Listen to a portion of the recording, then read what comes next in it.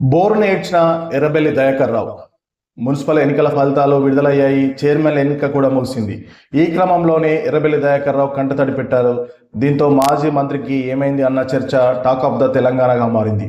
అసలు తొర్రూరులో గతంలో ఏం జరిగింది, ఇప్పుడు ఏం జరుగుతుంది అని మీకు తెలియాలంటే అయితే ఈ స్టోరీని పూర్తిగా చూడండి. ఈ వీడియోను పూర్తిగా చూడండి. మున్సిపల్ ఎన్నికల ఫలితాలు విడుదలైన రోజు కథ వేరే ఉండే. మున్సిపల్ చైర్పర్సన్ ఎన్నిక రోజు మరో కథ ఉండే. ఆ రోజు ఫుల్ హ్యాపీ, ఎన్నిక రోజు భావోద్వేగం. ఈ రెండు సీన్లకు మధ్యలో ఏం జరిగిందంటే ఈ స్టోరీ చూడాల్సిందే. మహబూబాద్ జిల్లా తొర్రూరు మున్సిపాలిటీలో మొత్తం 16 వార్డులకు గాను 9 చోట్ల బీఆర్ఎస్ విజయం సాధించింది. అధికార కాంగ్రెస్ పార్టీ 7 స్థానాలతో సరిపెట్టుకుంది. దీంతో తొర్రూరు మున్సిపాలిటీ బీఆర్ఎస్ ఖాతాలో చేరిందని ఎర్రబెల్లి దయాకర్ రావు హ్యాపీగా ఫీల్ అయ్యి డ్యాన్స్ కూడా చేశారు.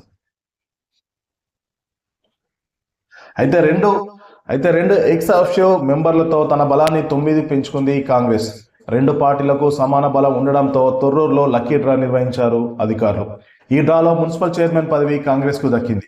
మరోవైపు చైర్మన్ ఎన్నిక సందర్భంగా తాను లోనికి వెళ్లనీయకుండా పోలీసులు మున్సిపల్ ఆఫీస్కు తాళం వేశారని ఆగ్రహం వ్యక్తం చేశారు ఎర్రబెల్లి. గేటు బయట ఉండిపోయిన ఎర్రబెల్లి భావోద్వేగానికి గురయ్యారు. తిండి తిప్పలు మాని పార్టీ కోసం కష్టపడిన కార్యకర్తలకు ఏం సమాధానం చెప్పాలని అర్థం కావడం లేదని బోరున విలపించారు ఎర్రబెల్లి. రాజకీయాల్లో ఉండాలా వద్దా అంటూ ప్రశ్నించారు. పోలీసులు కూడా ప్రజాస్వామ్యబద్ధంగా వ్యవహరించలేదని వాపోయారు ఎర్రబెల్లి దయాకర్ రావు.